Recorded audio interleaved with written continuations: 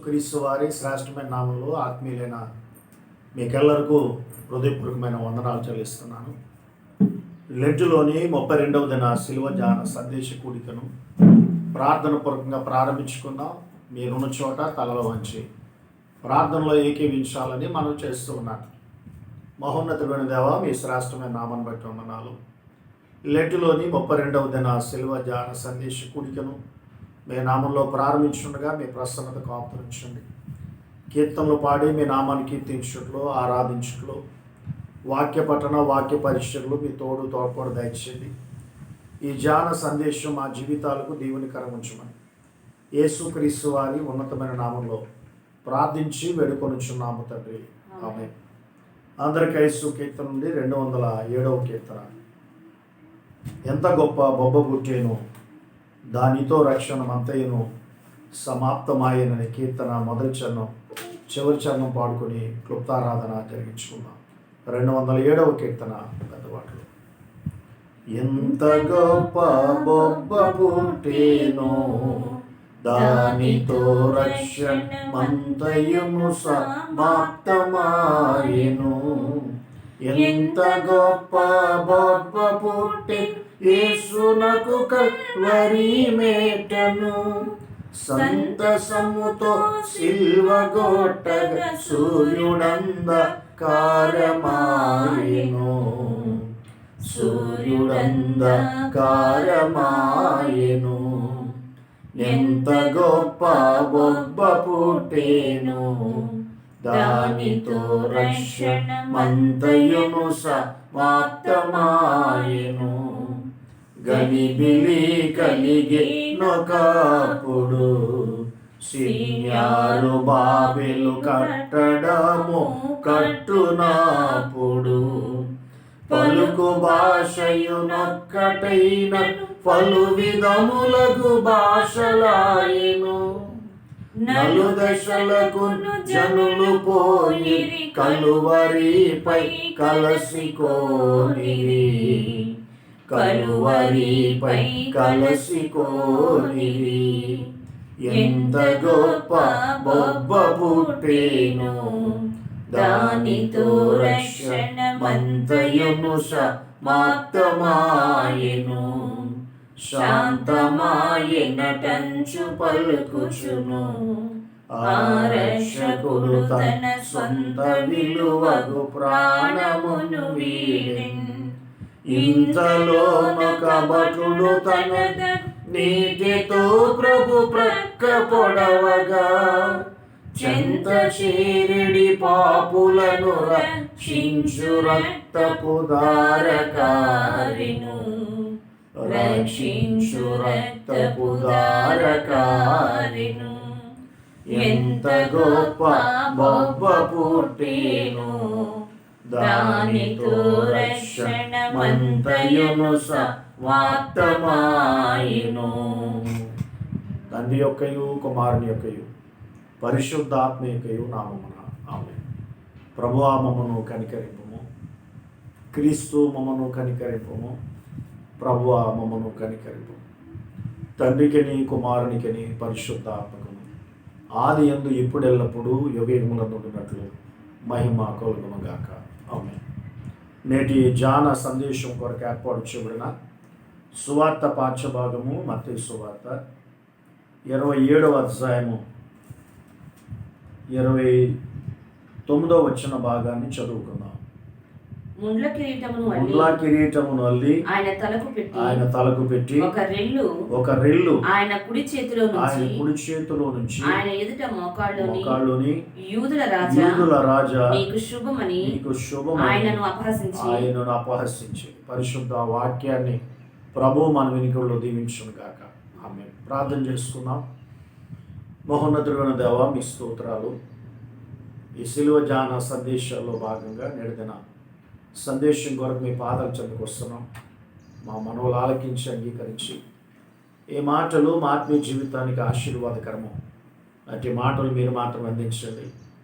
ఆధ్యాత్మిక తృష్ణ కలిగి ప్రార్థనలు ఏగిపిస్తున్న మా ఆత్మీయులందరూ బట్టి మీకు వందనాలు. ఈ మాటల ద్వారా బిడలు బలపడగలరు. అట్టి మాటలు అందించండి. నిష్ప్రయోజకుని ఎన్నికలేని బలహీన ఘట్టాన్ని నేను మాట్లాడితే ప్రభు వారు బలపడలేరు, నా మాటలు వారిని ధైర్యపరిచేవి, కానీ మీ మాటలే వారిని బలపరిచేవి, ధైర్యపరిచేవి. అంటే దివ్యమైన వాక్కులను మీరు మాత్రం అందించి మందరి ఆత్మీయ దప్పికను తీర్చమని యేసుక్రీస్తు వారి శ్రేష్టమైన నామంలో ఈ మా ప్రార్థన విన్నపాలు అడిగి వేడుకొనుచున్నాము తండ్రి, ఆమేన్. దేవుని పరిశుద్ధ నామమునకు మహిమ కలుగునుగాక. ఆత్మీయులను మీకెల్లరకు యేసుక్రీస్తు వారి ఘనమైన నామంలో మరొక పర్యం హృదయపూర్వకమైన వందనాలు చెల్లిస్తున్నాను. అనేక దినాలు శిలువ ధ్యాన సందేశాల ద్వారా మన ఆత్మీయ జీవితాన్ని బలపరుస్తున్న దేవునికి మనం కృతజ్ఞులమైనామని సత్యాన్ని జ్ఞాపకం చేస్తున్నాం. ఎన్నెన్నో ప్రతికూల పరిస్థితులు మనం వెంటాడుతున్నాయి, ఎన్నో భయానక వార్తలు మనం వింటూ ఉన్నాం. అయినప్పటికీ దేవుడు తన మహావాత్సల్యం చేత మనల్ని కాపాడుతున్నాడు, తన కనికరాన్ని మనకు అందిస్తున్నారు. అందును బట్టి నిత్యము కూడా దేవుని నామాన్ని మనం సన్నుతించేవారుగా ఉండాలి. లోకరక్షకుడైన యేసుక్రీస్తు వారు సర్వమానవాళి విమోచన కొరకు పొందిన శ్రమలను తలపోసుకునే మహాభాగ్యాన్ని ప్రభు మనకిచ్చాడు. ఈ అవకాశం లేని వారు సృష్టిలో ఎందరో, కానీ ఏ ప్రాంతంలో ఉన్నప్పటికీ ప్రతికూల పరిస్థితులు వెంటాడుతున్నా అనుదిన ధ్యానాల ద్వారా ప్రభు మన కొరకు పొందిన శ్రమలను తలపోసుకునేటువంటి అవకాశాన్ని ప్రభు మనకిచ్చారు. అందును బట్టి మనందరం కూడా దేవుని పరిశుద్ధ నామాన్ని గణపరచవలసిన వారు. ఈరోజు చదువుబడిన పరిశుద్ధ వాక్య భాగం ద్వారా అపహాస్యము అనే అంశాన్ని మనం ధ్యానించుకోబోతున్నాం. అపహాస్యం అనగా హేళన చేయడం, నవ్వులు పాలు చేయడం. ఇంకా మనం జ్ఞాపకం చేసుకుంటే కనుక కించపరచడం, హేళన చేయడం, అందరి ఎదుట తల ఎత్తుకోనివ్వకుండా చేయడం, కుమిలిపోయేలా చేయడం, ఆట పట్టించడం, ఇవన్నీ కూడా అపహాస్యానికి అర్థాలుగా భావిస్తుంటాం. అయితే పరిశుద్ధ వాక్యంలో నేడు దినాన్ని మనం జ్ఞాపకం చేసుకుంటే పాత నిబంధనలో దానియేలు గ్రంథం 9వ అధ్యాయం 5-6 వచనాల్లో దానియేలును ఆనాటి ప్రజలు అన్య దేశంలో అపహాస్యం పాలవుతున్నారు. అపహాస్యం పాలు కావడానికి కారణం ఏంటో దానియేలు గుర్తెరిగి దేవుని సన్నిధిలో పశ్చాత్తాపంతో ప్రార్థిస్తున్నాడు. సువార్త పాఠ్య భాగంలో ఆనాటి ప్రజలు యేసుక్రీస్తును అపహాస్యం చేస్తున్నారు, తేలిక చేసి మాట్లాడుతున్నారు, కించపరుస్తున్నారు. తమకు రక్షణ మార్గాన్ని ప్రకటించడానికి వచ్చిన యేసును వారు అవహేళన చేస్తున్నారు. ప్రకృతే ప్రభు మాట వింటుంది. ప్రకృతిని ఆస్వాదించే మనుష్యుడు ప్రభు పట్ల తేలిక మాటలు మాట్లాడటం, ఆయనను అవహేళన చేసి ఆనందపడే విధానాన్ని వారు కలిగి ఉన్నట్టుగా ఈరోజు పరిశుద్ధ వాక్యంలో మనం చూస్తాం. ఉత్తర పశ్చిమోత్తర కీర్తనలో 140వ కీర్తనలో దావీదు శత్రువులు దావీదును అపహాస్యం చేస్తున్నారు. తన భక్తి విషయంలో, తన యథార్థత విషయంలో, తన విశ్వసనీయతను పాడు చేయడానికి వారు చేస్తున్న ప్రయత్నం విషయంలో వారు దావీదును చేస్తున్న అపహాస్యాన్ని బట్టి దావీదు దేవునికి విజ్ఞాపన చేస్తున్నాడు. ఈ 3 సందర్భాలు నేటి దినాన మనం ధ్యానించుకొని పోతున్నాం. మన వ్యక్తిగత జీవితంలో ఈ అపహాస్యం అనేది ఏదో సమయంలో తప్పక మనం అనుభవించిన వారమే. మనం మంచి చేస్తున్నప్పుడు మనుషులు మనల్ని అపహసిస్తూ ఉంటారు. మనల్ని ఇతరులు అర్థం చేసుకోలేనప్పుడు అపహాస్యంగా మాట్లాడుతూ ఉంటారు. కానీ పరిశుద్ధ గ్రంథంలో మనం జ్ఞాపకం చేసుకుంటే కనుక ఈరోజు చదువుబడిన పాఠ్య భాగంలో పాత నిబంధనలో అపహాస్యం పాలు కావడానికి కారణం ఏంటో దానియేలు తెలియజేస్తున్నాడు. నెబుకద్నెజరు దినాల్లో యెరూషలేము ధ్వంసం చేయబడి ప్రజలను చెరగొనిపోయాడు నెబుకద్నెజరు. ఆ చెరగొనిపోబడిన వారిలో దానియేలు ఉన్నాడు, ఎజ్రా, నెహెమ్యాలు కూడా ఉన్నాడు. ఆ చెరకు కొనుబడిన వారు అన్యుల ఎదుట దేవుని పిల్లలు అపహాస్యం పాలైపోయారు. అన్యులను పరిపాలించవలసిన దేవుని పిల్లలు అన్యుల పరిపాలనలోకి వెళ్ళిపోయారు. ఆ కారణంగా మేము అన్యుల చేత అపహాస్యం పాలు కావడానికి, మా పట్టణాన్ని, మా గ్రామాన్ని మేము విడిచి ఈ బానిసత్వంలో ఉండడానికి కారణం ఏంటో దానియేలు తెలియజేస్తూ దేవునితో అంటున్నాడు, మేమైతే పాపం చేశాం. కొన్ని సందర్భాల్లో ప్రజల పాపాలు ఇంక్లూడింగ్ ప్రవక్తలతో సహా ఒప్పుకున్నట్టుగా పరిశుద్ధ గ్రంథంలో చూస్తున్నాం. దానియేలు అనగానే దేవునికి ఇష్టడు అని అర్థం, దేవునికి ప్రియమైన వాడు. దానియేలు మంచి ప్రార్థనాపరుడు, భక్తి గలవాడు. అయినను అతడు అంటున్నాడు, మేము పాపము చేసిన వారు అంటున్నాడు. కొన్ని సందర్భాల్లో ప్రజల పక్షంగా ప్రవక్తలు పాపాలు ఒప్పుకొని ప్రార్థించిన సందర్భాన్ని పరిశుద్ధ వాక్య భాగాల్లో మనం చూడగలుగుతున్నాం. గనుక నేడు దిన పాత్రమందర పాఠ్య భాగం ద్వారా దానియేలు గ్రంథం 9వ అధ్యాయంలోని 5-6 వచనాలు మనం జ్ఞాపకం చేసుకుంటే, మేమైతే నీ దాసులను ప్రవక్తలను నీ నామమును బట్టి మా రాజులను మా అధిపతులను మా పితరులను యోధా దేశ జనులందరికీ చెప్పిన మాటలు ఆలకింపక నీ ఆజ్ఞలు నీ విధులను అనుసరింపక మేము పాపులమును దుష్టులముని చెడుతనము చేసిన వారు, తిరుగుబాటు చేసినవారు. మీ మాట వినలా, మేము తిరుగుబాటు చేశాం కాబట్టి ఇప్పుడు అన్య దేశంలో అపహాస్యం పాలైపోతున్నాం అంటున్నాడు. ఇదే మాటలు ఎజ్రా గ్రంథంలో కూడా మనం జ్ఞాపకం చేసుకుంటే, ఎజ్రా కూడా దేవుని సన్నిధిలో పశ్చాత్తాపంతో ప్రార్థిస్తున్నటువంటి విధానాన్ని పరిశుద్ధ వాక్య భాగంలో మనం చూడగలం. ఎజ్రా గ్రంథం 9వ అధ్యాయము 7వ వచన భాగాన్ని కనుక మనం జ్ఞాపకం చేసుకున్నట్టయితే, అతడు కూడా ప్రజలందరి పక్షంగా తాను కూడా పాపము చేశాను అంటున్నాడు. తాను కూడా పాపము చేశానని అతడు దేవుని సన్నిధిలో ఒప్పుకుంటున్నట్టుగా పరిశుద్ధ వాక్యంలో చూడగలుగుతున్నాం. 5 నుంచి కొన్ని వచనాలు మనం చదువుకుందాం. సాయంత్రం అర్పణ వేళ శ్రమ తీరగా నేను లేచి నా వస్త్రపు పై దుప్పటిని చింపుకొని మోకాళ్ళ మీద పడి నా దేవుడిని యెహోవా తట్టు నేను చేతులెత్తి, దేవా నా దేవా, నా ముఖము నీ వైపు ఎత్తుకొనుటకు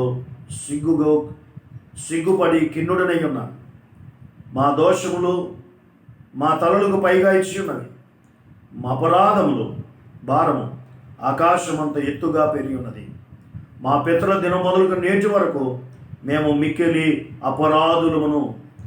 మా దోషం బట్టి మేమును మా రాజులను మా యాజకులను అన్య రాజుల వశమునకును ఖడ్గమునకును చెరకును దోపునకును నేటి దినం వరకు ఉన్నట్లు అప్పగింపడి చేత మిగుల సిగ్గుపడిన వారు. ఇదిగో మేము అన్యుల చేతిలో ఉన్నాం, మేము అపహాస్యం పాలవుతున్నాం. దానియేలు ఎలాగైతే దేవుని సన్నిధిలో ప్రార్థిస్తున్నాడో ఎజ్రా దేవునిగా ప్రార్థిస్తున్నాడు. ఇదే విషయాన్ని యెషయా గ్రంథంలో కూడా మనం జ్ఞాపకం చేసుకుంటే, యెషయా ప్రవక్త కూడా దేవుని సన్నిధిలో ప్రార్థిస్తూ ఉంటాడు. యెషయా గ్రంథం 64వ అధ్యాయం పరిశుద్ధ వాక్య భాగం ద్వారా ఆ మాటలు మనం జ్ఞాపకం చేసుకోవడానికి ప్రయత్నిద్దాం. యెషయా గ్రంథం 64వ అధ్యాయంలోని 5-9 వచనాలు కనుక మనం జ్ఞాపకం చేసుకున్నట్లయితే, పశ్చాత్తాపాన్ని గురించి మాట్లాడుతుంటాడు. నీ మార్గమును బట్టి నిన్ను జ్ఞాపకం చేసుకును, సంతోషముగా నీతిని అనుసరించేవారు నీవు దర్శించుచున్నావు. చిత్తగించము, నీవు కోపపడితివి, మేము పాపులమైతివి, బహుకాలము నుండి పాపములో పడి ఉన్నాము, రక్షణ మాకు కలుగునా. మేమందరం అపిత్రు వంటి వారమైతివి, మా నీతి క్రియలు కేవలం మురికి గుడ్డలాయి. మేమందరమును ఆకువలి వాడిపోతుంది, గాలివాన కొట్టుకొని పోనట్లుగా మా దోషములు మమ్మల్ని కొట్టుకొని పోవచ్చున్నాం అంటున్నాడు. ప్రవక్త యెషయా కూడా ప్రజల పక్షంగా దోషాన్ని ఒప్పుకొని ప్రార్థిస్తున్నాడు. అయితే నేడుదిన అన్య దేశంలో ఇశ్రాయేలు ప్రజలు, యెరూషలేము నివాసులు అపహాస్యం పాలు కావడానికి కారణం వారు దేవుని మీద తిరుగుబాటు చేయడం, దేవుని మాట వినకపోవడం. కనుకనే పరిశుద్ధ లేఖన భాగం సెలవిస్తున్నమాట, వారు దేవుని మాట వినలా, దేవుని పైన వారు తిరుగుబాటు చేసేవారుగా ఉన్నారు. యెర్మీయా గ్రంథకర్త కూడా ప్రజలకు తెలియజేస్తూ అంటాడు. యెర్మీయా గ్రంథంలో మనం జ్ఞాపకం చేసుకుంటే 7వ అధ్యాయము 13 నుండి కొన్ని వచనాలు మనం జ్ఞాపకం చేసుకున్నది కనుక, నేను నీతో మాట్లాడినను పెద్దలకు లేచి నీతో మాట్లాడినను మీరు వినకయు, మిమ్మల్ని పిలిచినను మీరు ఉత్తరమీయకు ఉండిన వారై ఈ క్రియలన్నిటినీ చేసిందని కనుక, నేను షీలోహులో చేసినట్లు మీకు ఆశ్రయమున్న నా నామం పెట్టబడిన ఆ మందిరమునకును మీకును మీ తండ్రులకు నేను ఇచ్చిన స్థలమునకును నేను అలాగే చేతును.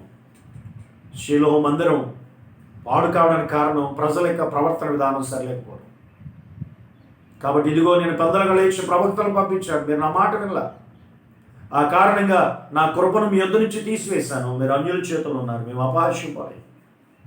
యెర్మీయా 2 పర్యాలు ప్రకటించాడు, ఇదిగో 70 సంవత్సరాల తర్వాత మీకు విడుదల వస్తుందని. ఆ విడుదల కాలం సమీపమైంది కాబట్టి 70 సంవత్సరాలు పరిపూర్తి అయిపోయింది. ఆ కారణంగా దానియేలు దేవునికి ప్రార్థిస్తున్నాడు, నీవు నీతిమంతుడవు, మీ ఎదుట మేము ప్రార్థించడానికి యోగ్యులము కాదు, మాకు సిగ్గే తగి ఉన్నది అంటున్నాడు. నాకును నా ప్రజలకును సిగ్గే తగి. ఇదిగో మేము అన్య దేశంలో అపహాస్యం పాలవుతున్నాము, విడిపించయ్యా. మేము ఈ అపహాస్యం పాలు కావడానికి కారణం ఆజ్ఞలను విధులను అనుసరించక ఉన్నాం, పాపులమును దుష్టత్వమును చెడుతనము చేశాం, తిరుగుబాటు చేశాం. ఈ కారణాన్ని బట్టి మాకు సిగ్గే తగినది. అన్యుల దేశంలో మేము అపహాస్యం పాలవుతున్నాం. ఈ బానిసత్వం నుంచి మాకు విడుదలమని దానియేలు దేవునికి ప్రార్థన చేస్తున్నాడు. ఇక సువార్త పాఠ్యభాగానికి వచ్చేసరికి లోకరక్షకుడైన యేసుక్రీస్తు విషయంలో ఆనాటి పిలాతు కొరడ దెబ్బలు కొట్టించి యేసుక్రీస్తును ఆనాటి ప్రజలకు అప్పగించాడు. మనం చదువుకున్న పరిశుద్ధ వాక్య భాగంలో అప్పుడు అధిపతి అయిన మత్తయి సువార్త 27వ అధ్యాయంలో 27వ వచనంలో చెప్తుంటాడు, అప్పుడు అధిపతి యొక్క సైనికులు యేసును అధికార మందిరంలోని తీసుకొని పోయి అతని యొద్ద సైనికులు అందరినీ అందరూ సమకూర్చారు. యేసు వారి మధ్యలో ఉన్నారు. ఇప్పుడు యేసును వారు అపహాస్యం చేస్తూ ఉన్నారు, యేసును వారు అవహేళన చేస్తూ ఉన్నారు.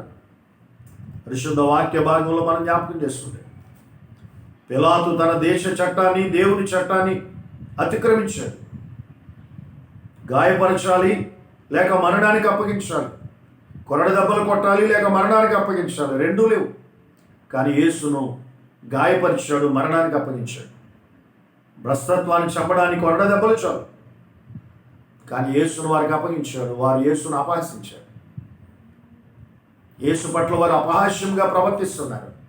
అక్కడ చదువుకున్న వాక్య భాగం మనం జ్ఞాపకం చేసుకుంటే ఆయనకు ఎర్రని వస్త్రాన్ని ధరింపచేశారట. ఆయన వస్త్రములు తీసివేసి ఎర్రని అంగీ తొడిగించి, ఎర్రని అంగీ రాజరికానికి సాదృశ్యం ఉంది. నువ్వు రాజును అంటున్నావు కదా, ఇదిగో ఈ ఎర్రటి వస్త్రాన్ని ధరించుకో అన్నారు. అది మాత్రమే కాక రెల్లు కర్ర చేతులు పెట్టి ఎగతాళి చేశారు. నీవు యూదులకు రాజును అంటున్నావు కదా, ఇదిగో రాజదండం. రాజదండానికి గౌరవం ఉంది, రెల్లుకు అవమానం, అపహాస్యం చేస్తున్నాడు. ఇదిగో రాజదండం అని రెల్లు కరిచారు. ముళ్ళ కిరీటం పెట్టారు, నువ్వు రాజు కదా, కిరీటం. ఆయన తలపైన ముళ్ళ కిరీటం పెట్టి ఇదిగో నీవు రాజు కదా అని అపహాస్యం చేస్తున్నాడు. అది మాత్రమే కాక ఇక మనం జ్ఞాపకం చేసుకుంటే వారు చెప్పినట్టుగానే వారు ఆలోచన చేసి విశ్వసించకపోయినా ఆయన రాజే. ప్రకటన గ్రంథం 19:16 ఆయన రాజులకు రాజు, ప్రభువులకు ప్రభు అని రాయబడింది. వారికి తెలియకుండానే ఆయన రాజు అని చెప్తున్నారు. వాళ్ళు యేసుక్రీస్తు పట్ల అపహాస్యాన్ని కలిగి జీవిస్తున్నారు. ఇంకను మనం జ్ఞాపకం చేసుకుంటే పరిశుద్ధ వాక్య భాగాలు మనం చదువుకున్నాం. మోకాళ్ళుని యూదులకు రాజా నీకు శుభమని చెప్పి అపహాసించి యేసుక్రీస్తును శారీరకంగాను మానసికంగా హింసించారు. శారీరక హింసలో కొరడా దెబ్బలు, వివస్త్రను చేయడం, పిడిగుద్దులు కొట్టడం, ముఖం మీద ఉమ్ము వేయడం. మానసిక హింసలో దేవాలయం పడగొట్టువాడా, 3 దినాలు కట్టువాడా, నీవు మరణాన్ని జయించు అని చెప్పి శారీరకంగాను ఆత్మ సంబంధంగాను యేసుని హింస గురి చేసి అపహాస్యం చేశారు. అది మాత్రమే కాక మనం జ్ఞాపకం చేసుకుంటే కనుక ఆయన మీద ఉమ్ము వేసి, ఎంత అవమానం! ఉమ్మేది ఇదే అపహాస్యానికి సాదృశ్యం, అవమానానికి. ఆయన ముఖం మీద ఉమ్ము వేశారని గమనించాడు. కనుక భక్తుడు జ్ఞాపకం చేస్తున్నాడు, ముఖము మీద ఉమ్ము వేసి కొరడ దెబ్బలు కసిగా కొట్టి, ముఖము మీద ఉమ్ము వేసి కొరడ దెబ్బలు కసిగా కొట్టి, వీధులలోన ఈడ్చిరయ్యో రక్తము కార, వీధులలోన ఈడ్చిరయ్యో రక్తము కార, ఇదేనా న్యాయమిదేనా, కరుణమయుడు యేసు ప్రభుని సిలువ వేయ, కరుణమయుడు యేసు ప్రభుని సిలువ వేయ, ఇదేనా న్యాయమిదేనా. ముఖం మీద ఉమ్ము వేసి కొరడ దెబ్బలంటే కసిగా కొట్టారట. ఏమిటి అంత కసి ప్రభు పైన? జీవాహారమైన ప్రభు, ఆయన ద్వారా అద్భుత క్రియలు పొందారు, సూచక్రియలు చూశారు, ఆయన ద్వారా పోషింపబడ్డారు. ఈరోజు ఆయనను అవమానానికి గురి చేస్తున్నారు, అపహాస్యంగా మాట్లాడుతున్నారు. మానవ భ్రష్ట స్వభావం ఆయన ఘనతను అవమానంగా మారుస్తుంది, క్రూరమైన హీనంగా మారింది. పరిశుద్ధ లేఖన భాగంలో మనం చూస్తున్నాం.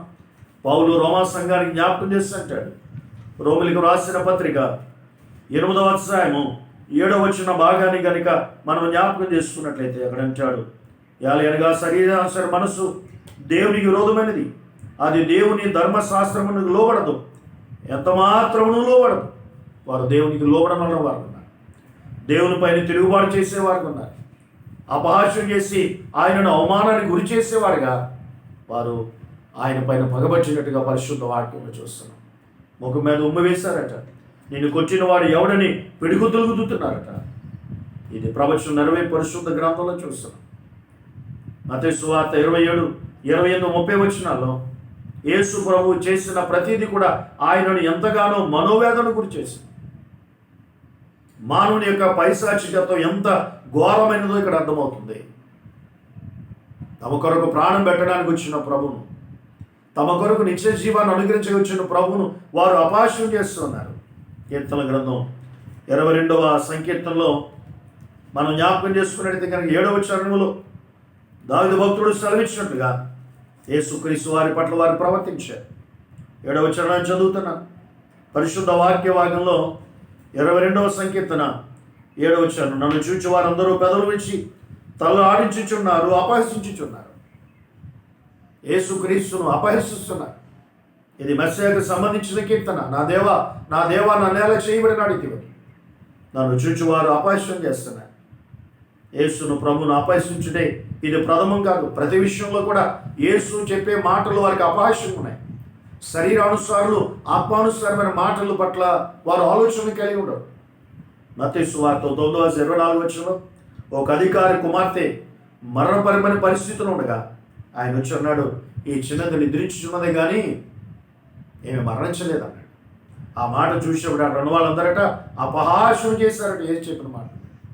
ఏంటి చనిపోయిన ఆవును బట్టి నిద్రిస్తుంది అంటాడు ఏంటి అంటే శరీరానుసారులకు ఆత్మానుసారమైన విషయాలు అర్థం కావు. ఇదే విషయాన్ని లూకాసు వార్త 16:14 జ్ఞాపకం చేసుకుంటే ధనాపేక్ష గల పరిచయులు యేసు చెప్పిన మాటలు విని ఆయనను అపహసించారు. ధనమే దైవం అనుకునే వారికి దైవాన్ని గురించి తెలియదు, వారు దైవాన్ని అపహసించే వారికి ఉన్నారు. అలాగే మార్కు సువార్త 15:31 కూడా శాస్త్రులు ప్రధాన యాజకులు సిలువపైన సమయంలో కూడా యేసును సహితం వదలలేదు. నువ్వు దేవుని కుమారుడు అంటున్నావు కదా, కిందకు దిగు నమ్ముతామంటున్నారు వాడు. ఆయన శిలువ భూమికి ఆకాశానికి మధ్య వేలాడదీయబడుతున్నా ఆయన అపహసిస్తున్నారు ఆనాటి శాస్త్రులు ప్రధాన యాజకులు. అపహాసకులు అపవాది సంబంధికులు. ఎందుకంటే వీరికి దేవుని సంబంధికులను చూస్తే సహించలేదు, వారు అపహాస్యం చేస్తూ ఉంటారు. శరీరానుసారులకు ఆత్మానుసారులను చూస్తే అవహేళనగా ఉంటుంది. వారిని ఏదో ఒకటి అని బాధ పెట్టకపోతే వారికి మనశ్శాంతి ఉండదట. సమూయేలు 2వ గ్రంథం 8వ అధ్యాయం 20వ వచనంలో దేవుని మందసాన్ని ఊరేగింప తీసుకొస్తున్నాడు దావీదు. ఆ మందస్సు వస్తున్న ఆనందంతో దావీదు నాట్యమాడుతున్నాడు. కానీ మీకాలు దావీదును చూచట అపహాస్యం చేసిందట. ఎప్పుడైతే అపహాస్యం చేసిందో ఆమె దేవుని చేత మొత్తబడింది. బిడ్డలు లేకుండానే గొడ్రాలుగానే తన జీవితాన్ని ముగించవలసి వచ్చింది. అపహాస్యం అనర్థాన్ని తీసుకొస్తుంది. అపహాస్యం అనేది ఆశీర్వాదాన్ని దూరపరుస్తుందని పరిశుద్ధ వాక్యంలో జ్ఞాపకం చేస్తున్నారు. ఇదే మాటలు రాజులు 2వ గ్రంథం 2వ అధ్యాయం 3వ వచనంలో ఎలీషాను ప్రవక్తను పిల్లలు బోడివాడ అన్నారు. ఒక ప్రవక్త విషయంలో తేలిగ్గా మాట్లాడారు. ఆ కారణంగా ఎలుగుమంటూ వచ్చి ఆ పిల్లలందరినీ కూడా మిగివేసింది. జగత్ సుమా, దేవుని సన్నిధిని అపహాస్యం చేస్తున్నావా? దేవుని సన్నిధికి వెళ్ళే వాళ్ళని అపహాస్యం చేస్తున్నావా? దేవుని వాక్యాన్ని బోధించే వారి విషయంలో అపహాస్యం చేసేవారిగా ఉన్నావా? జాగ్రత్త. మనుష్యులు పలుకు ప్రతి మాటకు ప్రభు ఎదుట మనం లెక్క చెప్పాల్సి ఉంది. కాబట్టి పరిశుద్ధ వాక్యం సెలవిస్తాం.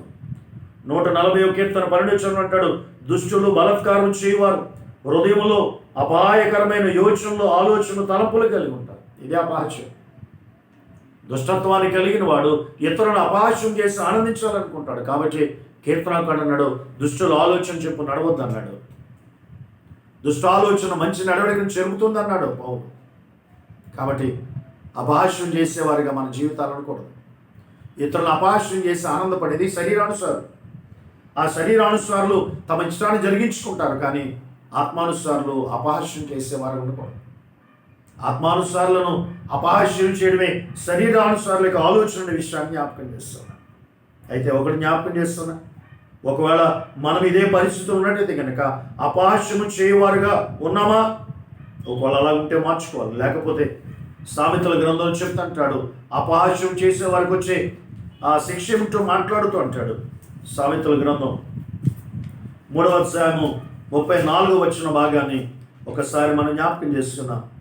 3వ అధ్యాయము పరిశుద్ధ గ్రంథంలో మనం జ్ఞాపకం చేసుకుంటే 3వ అధ్యాయం 34 అంటాడు, అపహాసుకులను ఆయన అపహసించును, దీనిని ఆయన దయ చూపించు. అపహాసకులను ప్రభు కూడా అపహసిస్తాడు. వారు ఆయనకి హేయులని పరిశుద్ధ గ్రంథం చెప్పారు. ఇదే సామెతలు 19:29 అపహాస్యకులు తీర్పును ఎదుర్కోవాల్సి వస్తుంది. నీ నోటి మాటను బట్టి కొండమీద ప్రసంగులు వేసి అన్నాడు, ఇతరులను చూసి వ్యర్థుడాన్ని చెప్పాడు మహాసభకు లోనవుతాడు. రోమపత్రిక 2:1 అన్నాడు, నువ్వు తీర్పు తీర్చొద్దు, నీవు నిరంతరుడు వేయండు అన్నాడు. ఇతరులను అపహాస్యం చేసే వ్యక్తి ఉన్నావా? దేవుడు నిన్ను కూడా అపహాస్యం పాలు చేస్తాడు. ఓ మనుష్యుడా, ఏమి విత్తుతావు ఆ పంటనే కోస్తావు. అపహాసకులు నలుగు ఏలంటాడు. సామెతలు గ్రంథం 24:9 చూస్తే అపహాసకులను నరులు కూడా హేయులుగా చూస్తారు. అపహాసకులు కూర్చుని చోట కూర్చోవద్దు అంటాడు కీర్తనకారుడు మొదటి కీర్తన. వారి పని ఏమిటంటే తిన్నది అరక ఒక చోట కూర్చుని ఇతరులను అపహాస్యం చేసి వారు ఆనందపడుతూ ఉంటారు. ఇతరులకు మేలు చేసి ఆనందపడాలి, ఇతరులను ప్రోత్సహించి ఆనందపడాలి, కానీ ఇతరులను నవ్వులు పాలు చేసి ఆనందపడడం అది ఆత్మానుసారుల గుణం కాదు. వారు శరీరానుసారులు కనుక యేసును అవమానపరుస్తున్నారు, అవేళకి అప్పగిస్తారు. ఆయన ఉమ్ము వేసిన, ఆలోచన చేసి అవమానపరిచిన ఆయన ఏం చేశాడట? యెషయా గ్రంథం 53:6 ప్రకారం బొచ్చి కత్తిరించి వాడిని గొర్రెపిల్ల అలాగ మౌనంగా ఉందో అలాగే ఆయన నోరు తెరవకుండానట. కారణం ఏంటంటే నీ పట్ల నా పట్ల ఆయనకున్న ప్రేమ. ఉమ్మ వేసినా, బిడిగుద్దులు గుద్దినా, అవహేళన చేసి అపహాస్యం చేసినా యేసయ్య మౌనాన్ని వహించాడు. ఆయన మౌనమే నీకు నాకు పునరుద్ధారణ ద్వారం, నిన్ను నన్ను నిత్యత్వానికి చేర్చిందనే విషయాన్ని పరిశుద్ధాత్మదేవుడు జ్ఞాపకం చేస్తున్నాడు. కనికన భక్తుడు అన్నాడు, ఉమ్మిరి నీదు మోము పైన నా కోసం భరించావా, ఉమ్మిరి నీదు మోము పైన నా కోసం భరించావా, గురుచిరి శిరము ముండ్ల మకుటాన్ని నా కోసం ధరించావా, నీ ప్రేమ మధురం, నీ ప్రేమ అమరం, నీ త్యాగమే నన్ను మురిపించింది, ఎందుకో ఈ ఘోర పాపిని చేరదీశావు ప్రభువా, ఏముంది నాలో నీ పరిశుద్ధత లేదే, అయినా నన్ను ప్రేమించావు. ఉమ్మినా, ముళ్ళ కిరీటం పెట్టినా, పిడిగుద్దులు గుట్టినా ఆయన సహించాడు ప్రేమమూర్తి. కారణం ఏంటంటే మానవాళి పట్ల ఆయనకున్న ప్రేమ. ఆ ప్రేమే ఆ అవమానాన్ని అవహేళనను భరించేలా చేసిందనే సత్యాన్ని ఈ సమయంలో దేవుని వాక్యం బట్టి నేను జ్ఞాపకం చేస్తున్నాను. కీర్తనలు బాగానికి వచ్చేసరి దావీదుని కూడా ఆలోచన చేసి శత్రులు అపహాస్యం చేస్తున్నారట. 140వ సంకీర్తన ఈరోజు ఉత్తర ప్రత్యుత్తర భాగంగా మన కొరకు ఏర్పరచబడి ఆ భాగాన్ని కనుక మనం జ్ఞాపకం చేసుకున్నట్టయితే కనుక యెహోవా దుష్టుల చేతుల నుండి విడిపించుము, బలాత్కారం చేయవారి చేతుల నుంచి నన్ను కాపాడుము. వారు తమ హృదయములో అపాయకరమైన యోచనలు యోచించుకుంటారు. వారు నిత్యము యుద్ధము రేప చూచుదు. పాము నాలుక వల్ల వారు తమ నాలుకలు వాడి చేతులు, వారి పెదవుల కింద సర్పవిషం. ఇదిగో నన్ను అపహాస్యం చేస్తున్నారు శత్రువు, నన్ను దూషిస్తున్నారు, ఇవన్నీ చేయడానికి కారణం ఏంటంటే గనక పరిశుద్ధ గ్రంథంలో ఆయన చెప్తూ అంటాడు, యెహోవా భక్తిహీనుల చేతుల నుండి నన్ను కాపాడును. 140 కీర్తన 4 వచనంలో, బలాత్కారం చేయవారి చేతుల నుండి నన్ను రక్షించును. నేను అడుగు జారిన పడినట్లు చేయుటకు వారు ఉద్దేశించున్నారు. గర్విష్ఠులు నా కొరకు ఉరి తాళ్లను చాటుగా ఒడ్డి ఉన్నారు. వారు త్రోవ పక్కన వల పరిచి ఉన్నారు. నన్ను పట్టుకున్నట్టుకై ఉచ్చులు నొక్కి ఉన్నారు. అయినను నేను యెహోవాతో ఇలాగ మనవి చేయను, యెహోవా నీవే నా దేవుడు, నా విజ్ఞాపన చెవియొగ్గుము. యెహోవా ప్రభువైన యెహోవా నా రక్షణ దుర్గము, యుద్ధ దినము నీవు నా తలను కాయుదు అంటాడు. ఇదిగో ఎందరూ గర్విష్ఠులు నా కోసం వలంగిన, నన్ను అపహాస్యం పాలు చేయాలనుకున్నా, నన్ను అవమానం చేయాలనుకున్నా, ఇదిగో ప్రభు నేను నీ వైపు చూస్తున్నాను. మన భవిష్యత్తు దేవుని చేతికి అప్పగిస్తే ఆయనే విమోచకుడు, ఆయన విడుదల చేశాం. దావీదు శత్రువులు దావీదును అపహసిస్తున్నారు. 9వ చరణంలో ఒకడు అంటాడు, నన్ను చుట్టుకుని వారు తల ఎత్తిన ఎడల వారి పెదవులు చేటు వారిని ముంచునుగాక అంటాడు. గమనించి నన్ను అవమానపరుస్తున్నారు, కొండములాడు వారు ఉన్నారు, అవమానకరమైన మాటలు మాట్లాడుతున్నారు. అయినను ఇదిగో దుష్టుల నుంచి నువ్వు నన్ను విడిపించవయ్యని ప్రార్థన చేస్తున్నాను. దుష్టుల యత్నమునకు వ్యతిరేకముగా ఆలోచన చేస్తే కనుక మనం ప్రయత్నించాలి. దుష్టుడు అపహాస్యం చేసేవానికి ఉన్నప్పుడు మనము దేవుని వైపు చూడగలిగితే ఆ అపహాస్యత నుంచి దేవుడు మనల్ని కాపాడతాడు. దావీదు శత్రువులు దావీదును అపహాస్యం చేస్తారు. దావీదు యొక్క విశ్వాసం కనబడుతుంది. 6-7 వచ్చిన ప్రభుని యేసే నాకు దుర్గము, ఆయన నా తల ఎత్తువాడు, నన్ను అపహాస్యం చేయ వారందరూ సిగ్గుపడతారంటున్నాడు. ఇదే మాటలు 8 నుంచి 11 చరణాలు చూస్తే కనుక భక్తిహీనులను శిక్షించాలని ప్రార్థిస్తున్నాడు. 12-13 చరణాల్లో దరిద్రుల దేవుని యొక్క ఉన్నటువంటి శ్రద్ధ, ఆయన దరిద్రులను న్యాయము తీర్చేవాడు నేను ఎరుగుతున్నట్టు. నిశ్చయముగా నీతిమంతులు నీ నామమును కృతజ్ఞతాస్తుతులు చెల్లించుదురు, యథార్థవంతులు నీ సన్నిధిని నివసించరు. అపహాస్యకులు దేవుని యొద్ద చోట్లేదు, యథార్థవంతులు నీతిమంతులకే. దావీదు కూడా శత్రువుల చేత అపహాస్యం పాలవుతున్నాడు. అయినప్పటికీ అపహాస్యం చేసేవారిపై చూడకుండా దేవుని వైపు చూస్తున్నాడు. యేసయ్య కూడా ఉమ్ము వేస్తున్నారు, కిరీటం పెట్టారు, ముళ్ళ కిరీటం, రెల్లికాలు ఇచ్చారు, ఎర్రటి వస్త్రాలు ధరించి అపహాస్యం చేస్తుంటే వాళ్ళందరూ యేసును చూసి అపహాస్యం చేస్తున్నారు ఆ దృశ్యం. కానీ యేసు మాత్రం తన ముందున్న కార్యం కొరకు చూస్తున్నాడు. తన కొరకు దేవుడు సిద్ధపరిచిన సింహాసనం వైపు చూసి వారు చేసే అపహాస్యం అంతటి ఆయన భరించాడు. నేను నన్ను నిశ్చత్వాన్ని నడిపించాను. కాబట్టి ఒకవేళ మనుషులు చేత దూషింపడుతున్నావా? పరిశుద్ధ వాక్యంలో ప్రభువు చెప్తున్నారు, మత్తయి సువార్త 5:12 నా నిమిత్తం జనులను నిందించి దూషించి మీ మీద అబద్ధంగా చెడ్డ మాటలు పలుకున్న మీరు ధన్యులు. ఇతరుల చేత అపహాస్యం పాలవుతున్నావా? కానీ దేవుడు ఒక మంచి భవిష్యత్తు ఇస్తాడు. ఈనాటి కీడు ఈనాటిదే, రేపు కీడు వెనక దేవుడు మేలు దాచి ఉంచాడు. ఈ సత్యాన్ని నీవు నేను గుర్తాడు. ఆనాటి ఇశ్రాయేలు ప్రజలు అపహాస్యం పాలు కావడానికి కారణం ఏంటంటే తిరుగుబాటు, దేవుని మాట వినకపోవడం, దేవుడు పంపిన ప్రవక్తలను చేర్చుకోకపోవడం. మాకు సిగ్గే తగిందని దానియేలు పశ్చాత్తాపంతో ప్రార్థిస్తున్నారు.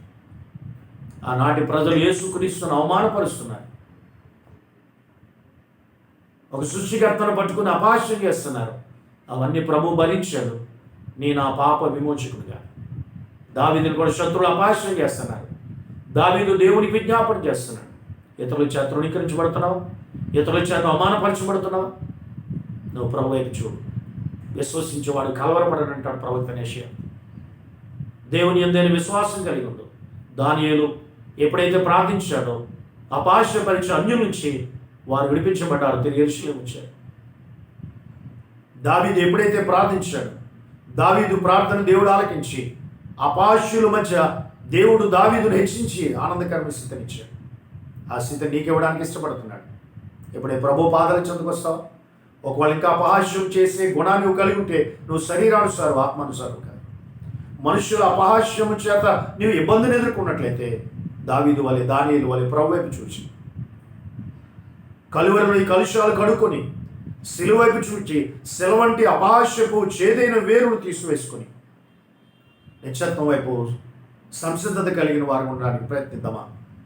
నేను ఆ పాప విమోచకుడిగా అపహాస్యాన్ని భరించాడు, అవహేళన భరించాడు, దూషించాడు, చెడ్డమాటలు పలికారు.